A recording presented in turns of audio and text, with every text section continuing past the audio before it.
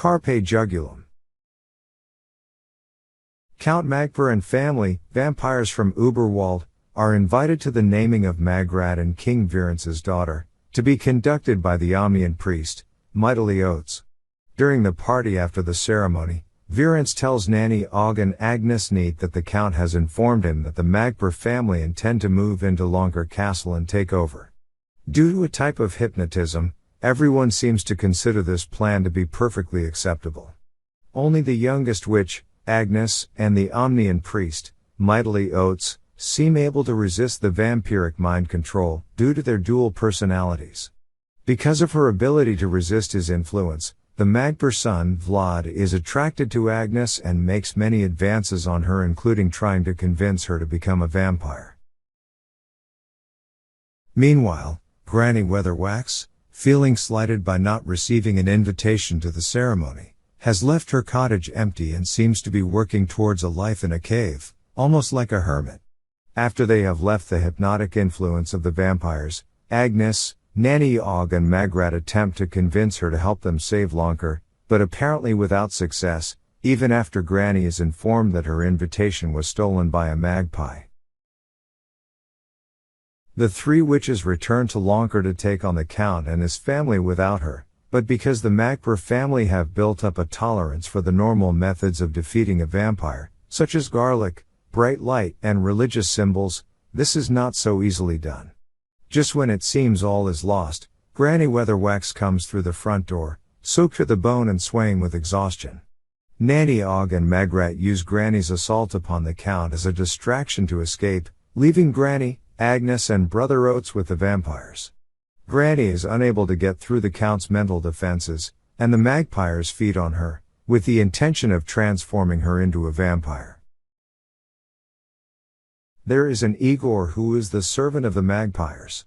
He is a traditionalist who spends his spare time breeding and distributing spiders for the dark corners of the castle. The magpies hate him and his more gothic than thou attitude, as Igor tries to keep the old ways alive.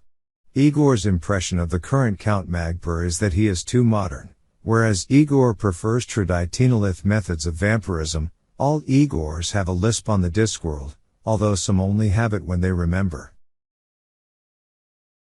Nanny Og, Magrat, and Magrat's infant daughter, Esmeralda Margaret Note spelling of Lonker, escape with the help of the rebelling Igor, who appears to have a crush on Nanny, but are forced to detour to Uberwald and end up in the Magpies' castle. Agnes is kidnapped by the Magpies' son and their clan, who give chase by flying. Granny Weatherwax struggles against the vampirism inside her and thrusts the pain this causes into the iron of the castle forge's anvil. She is only able to defeat the vampirism after she looks inside herself and faces the darker side of her nature, but the struggle leaves her barely able to stand, let alone defeat the Count. While Magrat and her daughter hide in Igor's dungeon quarters, Nanny and Igor begin fighting against the magpies, using the considerable stock of holy water and other religious symbols that were originally collected by old Count Magper, who is described as having been a sportsman. Surprisingly, for the Magper family, at least, the old-fashioned ways to defeat vampires that they thought themselves protected against start to work again. They don't understand what the problem is, although they start to have bizarre cravings for hot, sweet strong tea and biscuits, a combination that has them feeling quite upset, it not being their usual craving for blood.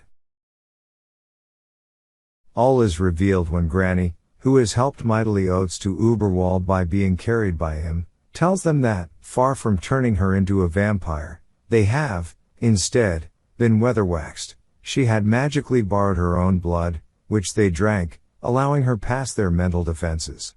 The magpies find themselves unable to harm Magrat's daughter, or do anything else that Granny herself is unable to do, for example fly. They are even more horrified when they find out that Igor has reawakened the old Count Magper, having gone into his crypt and spilled a drop of blood on the old Count's cremation ashes, and that the people of Uberwald would prefer the old Count to their new, modern type of vampirism.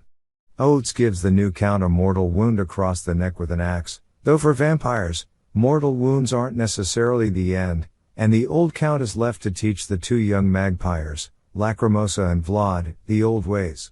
The three vampires are last seen turning into a flock of magpies and disappearing into the darkness of the castle roof.